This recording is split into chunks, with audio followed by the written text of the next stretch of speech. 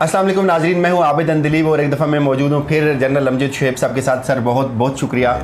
Sir आज दोनों के वालिदैन गिरफ़्तार हैं, तो आज अपने वालिदैन को बचाने के लिए दोनों जो माजी में एक दूसरे को बड़े बुरे लफ्ज़ों में याद करते थे, बज़ाहिर अंदर से जो आपने बता दिया कि एक थे, तो आज वो फिर मिल रहे हैं वो दो बच्चे।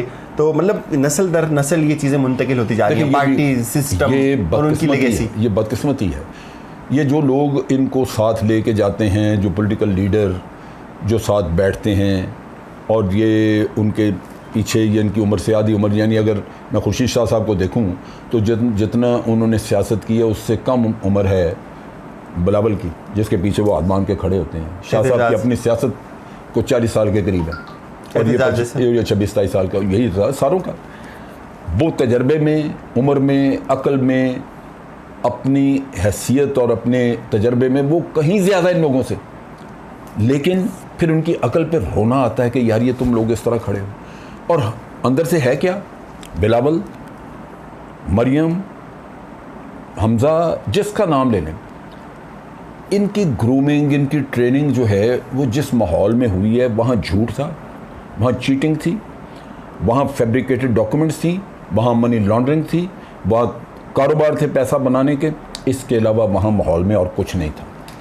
अगर मैं नवाज़ शरीफ को कह रहा हूँ कि वो करप्ट है, नवाज़ शरीफ ने ये जायदादें बनाई, वो बनाई, और वो मरीम के नाम है और इन्हीं के नाम है, तो मैं ये तवक्को करूँगा कि ये जो सारा खेल जिसके नीचे मरीम पलती रही, आज मरीम बहुत ज़्यादा कोई ख़ास मुल्क के लिए एक लीडर बन गई, ईमानदार, मेरिट, ये वो सारा कुछ उसमें आ गया। कैसे आ गया भाई? जहाँ 40 साल 45 साल में उसने जहाँ ज़िंदगी गुजारी है, उसने देखा यही कुछ है। कैरीबरी फॉन्ट, और कैरीबरी फॉन्ट का भी उसमें आया। आपने, बिलावल ने यही देखा है। बिलावल में करेज होगी कि वो जो बाप का सारा इस तरह का पैसा है वो उठा के वापस कर दे? वो नहीं करेगा, उसकी ज़िंदगी इसमें है, ढेले का काम नहीं वो करता। लेकिन पैसा बहुत है, जिधर जी चाहे 6 फेरे अमेरिका के लगाए, 6 फेरे लंदन के लगाए, आधा होटलों में ठहरे, पैसा ही पैसा है। ये चीज़ें जहाँ जिस माहौल में और जैसी आयाशी की आपको आदत लग जाती है, आप तवक्को करते हैं कि वो आपके लीडर बन जाएंगे। यही तो बेवकूफ़ी है, यही तो यहाँ पे लीडर तो बन गए सर। अब वो कौम के नहीं, लीडर नहीं बन गए, उनको लगा दिया गया है, बिठा दिया गया है। लेकिन इस कौम को अकल करनी चाहिए, होश करनी चाहिए। जो लीडर होता है उसकी ग्रूमिंग लीडर के तौर पे होती है, उसकी लीडर मनी लॉन्ड्रर के, उसकी ग्रूमिंग मनी लॉन्ड्रर के तौर पे नहीं होती। यहाँ उनकी ग्रूमिंग जिस माहौल में उनको पाला और परवान चढ़ाया गया वो बड़ा मुख्तलिफ है, वो क्रिमिनल है। आप उस क्रिमिनल माहौल में उनको पाल पोस के तो अपने सरों पे बिठा लेंगे, तो hoping that you will get different results, you will not get it. इस मुसीबत से अगर बाहर आना है आपने, तो आपको ऑनेस्ट लीडरशिप लानी होगी। आप नहीं लाएंगे, इन्हीं के हत्थे चढ़े रहेंगे तो इसी तरह लुटते मरते रहेंगे। तो सर ये जो दोनों के अबू जेल में, अबू बचाओ पार्टी शुरू हो रही है, पहले उन्होंने इत्तेहाद किया, तो अब किस मुंह से एक दूसरे को देखते हैं सर? बुनियादी तौर पर तो यही है, लेकिन इनके मुँह छूँ होते कोई नहीं। ज़मीर देखो ना, पहली बात ये, जिसके अंदर ज़मीर होगा, जिसके अंदर अखलाकियात होंगी, जिसके अंदर अपने दीन की, इस्लाम की कुछ वैल्यूज़ होंगी, पहली बात तो ये कि वो करप्शन करेगा ही नहीं, वो पैसे कमाई का सोचेगा ही नहीं, वो झूठ नहीं बोलेगा, वो जाली डॉक्यूमेंट, कतरी खदशात, इस तरह की चीज़ें नहीं बनाएगा। सो ये समझ लेना चाहिए कि इनका दीन, मज़हब या ज़मीर वाली बात तो है कोई नहीं। ये एक दूसरे के ऊपर खूब कीचड़ फेंक के तो एक दूसरे को फिर दोबारा पाक साफ कह सकते हैं। पूरे पाकिस्तान वो रटता था डायलॉग कि जी मैं जरदारी के पेड़ फाड़ के पैसे निकालूंगा, ये करूँगा, फिर जरदारी चोर है और सड़कों पे, फिर अगले दिन जब इकट्ठे हुए कह दिया, ओ जी मेरी गन मुझसे गलती हुई, मैंने ऐसे गलत कहा था। अभी तो असेंबली में भी कह दिया प्रोटेक्शन आर्डर जरदारी के जारी करें। और ये सब पब्लिक को समझना चाहिए। ये कुछ ज़मीर वाले या ईमान वाले या उस तरह के लोग, ये सब टोटल आपके ज़ाती मफादात का किस्सा है। आप मफादात आ गए इकट्ठे तो आप एक हो जाएं, मफादात का टकराव हुआ तो आप दुश्मन हो जाएं।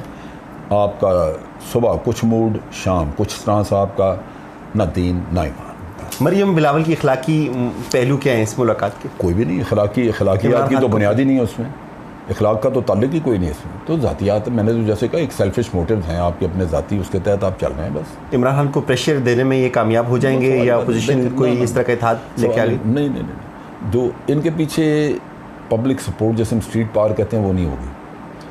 और एक और चीज़ जो मैं आपको कह दूँ, आप जहन में रखिए, ये हुकूमत को गिराने का सोचेंगे भी नहीं, हुकूमत गिराएंगे नहीं। उसकी बुनियादी वजह यह है कि आज जो कुछ ये करके छोड़ के पीछे इमरान खान के ज़िम्मे जो तबाही छोड़ के गए हैं, इनको भी पता है कि ये इससे निकालना आसान नहीं, इनसे नहीं निकलेगी। ये अगर आ जाते हैं तो इन्होंने वही करना है कि भाई मैं एक दूसरे का दिफा, एक दूसरे को मुकाबली सियासत ये करेंगे। अब इन हालात में ये जो इकॉनमी का कर्ज़ों पे जो चल रही है, इसको ये ठीक कर सकेंगे? ये नहीं कर सकते। सो ये इससे दूर रहना चाहेंगे। लेकिन ये ज़रूर होगा कि ये हर वक्त ये कहते रहेंगे कि जी इमरान खान निकम्मा है, नालायक है, इन्होंने बर्बाद कर दिया, इन्होंने ये कर दिया, एक पब्लिक इम्प्रेशन बन जाए। और अगर इमरान खान की हुकूमत इनके छेड़े बगैर ख़ुद ब खुद इस प्रोपेगेंडे से गिर जाए, तो फिर ये सुरखरू ये कहेंगे कि जी हमने तो कुछ नहीं किया, पब्लिक ने किया है, आज हमारे पल्ले पड़ गई है तो ठीक है, अब हम जैसा भी है चलाएँगे। मुल्क इसका मुतम्मल हो? नहीं मुतम्मल। मुल्क देखिए, मुल्क को चाहिए स्टेबिलिटी, और मुल्क को ज़रूरत है कि आज जो लोग लगे हैं इनके हाथ मजबूत किए जाएं, इनको मौका दिया जाए कि ये आगे 5 साल में कुछ करके दिखाएं। मैं ये इसलिए कह रहा हूँ कि जिन 2 पार्टियों को हम बाहर तड़पता हुआ देख रहे हैं, उनको तो हमने 3-3 मौके दिए थे, उनको 3-3 मौके दिए, उसके बाद हम इस नहज पे और इस पोजीशन पे पहुँचे हुए हैं, तो अब हम उनको मज़ीद क्यों मौका दें? तो जो मौका दे दिया था वो हो गया, अब इनका मौका है। इनको आवाम को चाहिए कि इनको सपोर्ट करें, इनको गाइडेंस दें, इनके ऊपर तनकीद करें, लेकिन कंस्ट्रक्टिव, ताकि ये अपना मामला दुरुस्त करें और मुल्क आगे चले। असल चीज़ मुझे इसकी फ़िक्र नहीं है, मुझे तो ज़रूरत है और फ़िक्र है अपने मुल्क की, जरदारी वो किसी डगर पे चढ़े। जरदारी कहते हैं नेब और मैशत एक साथ नहीं चलेगी। देखें जी, वो सारे जरदारी साहब की बातें भी आप क्या, मतलब जो अखलाकियात और जो कुछ उन्होंने किया है, अब ये उससे बेहतर है अयान अली मुझे ये कहानियाँ सुना दे तो मैं फिर भी यकीन कर लूँ, उनकी बात पे मैं क्या यकीन करूँ। तो अब सर गिरफ्तारियों से कुछ होपफुल है कि आगे को मज़ीद गिरफ्तारी होंगी या कुछ निकलेगा? गिरफ्तारियाँ होंगी, लेकिन मज़ीद मुझे होंगी, बिल्कुल होंगी, इसलिए कि केसेस नैब ने खोल के रखे हुए हैं।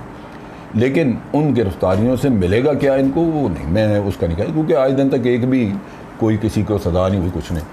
सर आखिरी सवाल, इमरान खान का इंटरनेशनल जो समिट था, इसमें पुतिन के साथ बड़े इंटरेक्शन हुए, दुनिया ने इसको बड़ा कवर किया, तो कितनी ज़्यादा इंपॉर्टेंस है पाकिस्तान में, इस पूरे रीजन में पाकिस्तान के SCO की तरफ जाना, पुतिन का पाकिस्तान के साथ आना, हमारे माजी के ताल्लुकात को नज़र रख के आपने कोल्ड वार में भी सारी चीज़ें देखी हैं, उसके बाद अब अगर हम इस कैंप में जाते हैं तो पाकिस्तान के लिए उसकी सिंबॉलिक इंपॉर्टेंस कितनी है? देखें जी, पाकिस्तान के लिए ये रीजन बहुत इम्पॉर्टेंट है और रीजनल पावर्स के साथ ही हमारा आगे ताल्लुक़ बढ़ना चाहिए। आप अफ़गानिस्तान में अमन लाने की बात हम करते हैं, अमेरिका हमें कहता है कि जी आप मदद करें, तावन करें, हम छलांगे मारते साथ शुरू हो जाते हैं। अकेले अगर हम अमेरिका के साथ मदद के लिए तैयार हो जाएं, और जो कर रहे हैं हम, तो अमेरिका की हिस्ट्री में पता है वो कभी डूमोर से जान नीचे नहीं आएंगे, वो आपको डूमोर लगा रहेगा, मर जाएंगे इसी तरह। लेकिन अगर आप अमेरिका को ये बताएं कि जी ये रीजन का मसला है, अमन की जो भी बातचीत करनी है उसमें हमने जो कुछ करना था कर दिया, अब रशिया, चाइना, ईरान, पाकिस्तान ये साथ मिलाएं तो मिल के काम होगा, तो पाकिस्तान डूमोर से बच जाएगा। वरना हर चीज़ का Pakistan will become a punching bag, और आपको हर वक्त वो ठुडमी मारते रहेंगे और साथ साथ कहते रहेंगे कि ये नहीं किया, अब ये नहीं, आप ये कर देंगे, कहेंगे जी अगला ये करके लेके आओ। पाकिस्तान थक चुका हुआ है, बहुत कुछ डूमोर हो चुका हुआ है रशियन कैंप में और चाइना के साथ। अब हमें इधर अंडरस्टैंडिंग बढ़ा के रशिया, चाइना, पाकिस्तान, ईरान, ये हमें मैसेज, अफ़गानिस्तान तो अभी किसी हाल में नहीं है ना, उसको अफ़गानिस्तान को तो ठीक करना है। अफ़गानिस्तान में तो अमन लाने के लिए ये आपको ज़रूरी है कि आप ये एक इत्तेहाद बनाएं।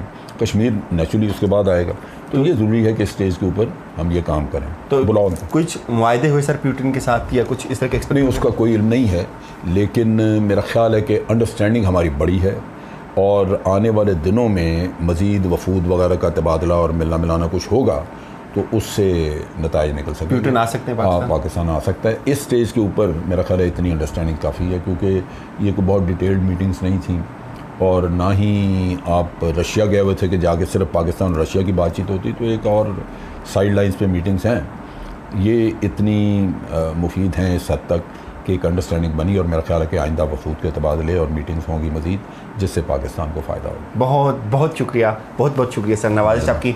नाजरीन अपना फीडबैक ज़रूर दीजिएगा, हमारी तरफ से यही कुछ, अपना ख्याल रखिए। जनरल साहब की आपने बातें सुनी और ये उम्मीद है ये हौसला अफजा बातें हैं, ये पाकिस्तान के सिस्टम की बहुत डिफरेंट आवाज़ है और तवाना आवाज़ है। अपना ख्याल रखिए, अल्लाह हाफिज़।